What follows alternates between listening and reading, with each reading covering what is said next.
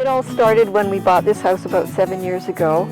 I'm a member of the Field Naturalists, and I've always been very concerned about native pollinators and wildlife and protection of endangered species.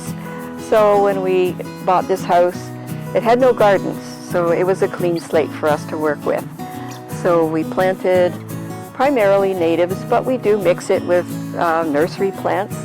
So we have a nice mix of about 50-50, 50%, 50% pollinator plants, native wild plants, and nursery plants, cultivars.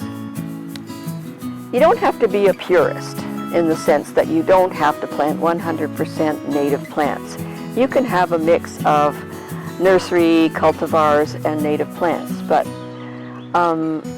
the idea for a pollinator garden is to have something that blooms in all 3 seasons: early spring, midsummer, late summer, into fall, because the bees are out and foraging all of that time, trying to reproduce their young for the next year, and they need that food source. So you need to carry them right through the entire season as long as we have good weather before the snow flies. And if you're going to plant a pollinator garden, plant at least 25% of natives, like true native plants, because the bees and the pollinator insects have evolved with those wild plants. And a lot of those flowers are very simple construction. They have maybe petals around the outside and a big center where the bee can land and collect pollen and nectar.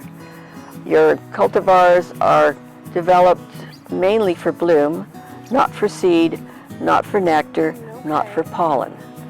So they're very low in nutrients, and although the bees do go to them, they're not as nutritious and good for the bees and the pollinators as the natives are. Of course, there are host plants for certain butterflies, so I always plant lots of milkweed because that is the sole obligate source of food for their caterpillars. And I plant Pearly Everlasting, which is the sole obligate food source for the American lady butterfly.